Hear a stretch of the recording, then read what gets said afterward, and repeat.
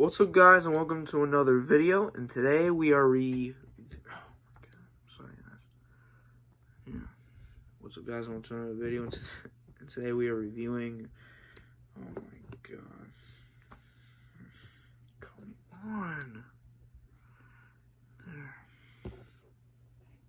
I think things are good. Yeah. Hold on a second. There. What's up, guys? Welcome to another video. And today we are reviewing Avatar 2: The Way of Water. And listen. Now, just to clarify,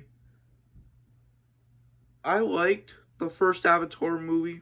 I thought the visuals were great for that first movie, but I would say the weakest part of that movie was probably the story, man.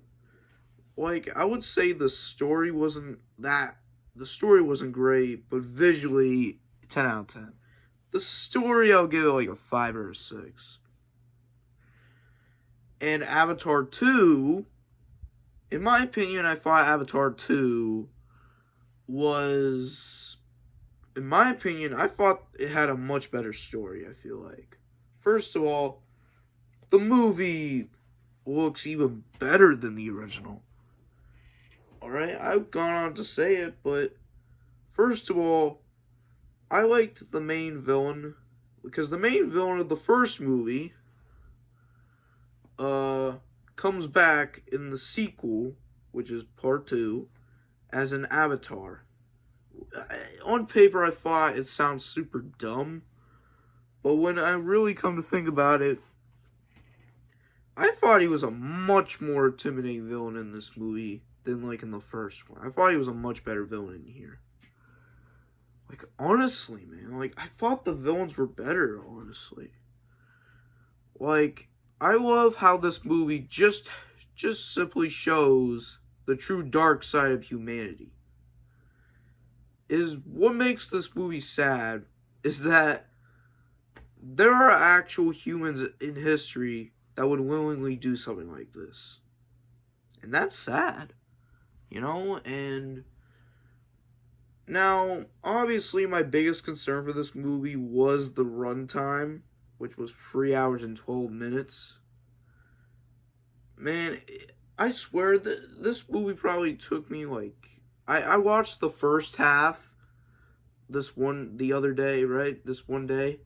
And then I just stopped halfway through. And then I watched the second half, and I just thought that Avatar 2, first of all, I just think it was better. Like, I think James Cameron, learned his lesson from last time and just got me excited for more Avatar movies. I never thought I would be saying this, but because I thought this movie wasn't going to be relevant, right? Like, it has been, like, by the time it came out last year, or 2022, at that point, it was 13 years. And people have been saying, oh, it's not relevant anymore. Oh, we're long past that trend. Boy, were people, including me, were wrong. Because this movie go on to make over $2 billion at the box office. What? Are you serious? How did it make that much money? Like, seriously. Like, in my opinion, after seeing this movie, it's gotten me more excited for the Avatar sequels. Because of the amount of potential stories we could have. Like, in an interview, James Cameron said that by Avatar 5, we might be going on Earth. That would be a very interesting setting to explore. Like, I'm so dang curious now. Like, and then I've been hearing that in Avatar 3, they're gonna show the dark side of the Na'vi tribe, where apparently there's this fire tribe that essentially is evil. That's again, another interesting storyline to explore. Like, there's just so much potential with Avatar's 3, 4, and 5, alright? But James Cameron did say that if Avatar 3 doesn't do well, or at least doesn't make as much money as it should, he's probably going to end it. And I hope Avatar 3 does well, so I could see the potential 4 and 5, because, my God. Like Avatar 3 is set to come out in 2024. And after seeing this movie, it has gotten me excited. Now, one thing I forgot to tell you guys is I want to apologize for this review taking so long to come out. Hey, ain't my fault. But hey. Anyways, I think Sigourney Weaver's character here in the sequel, like, it was a bit weird to see a 14-year-old be voiced by a much older person, but I think she also has potential. Like she's essentially the poison ivy of the whole Na'vi world, or Pandora. And listen, I think Avatar, like, what I thought of the kids, I like them. First of all, the middle brother, the brother that is always so rebellious. That's the one thing I hate.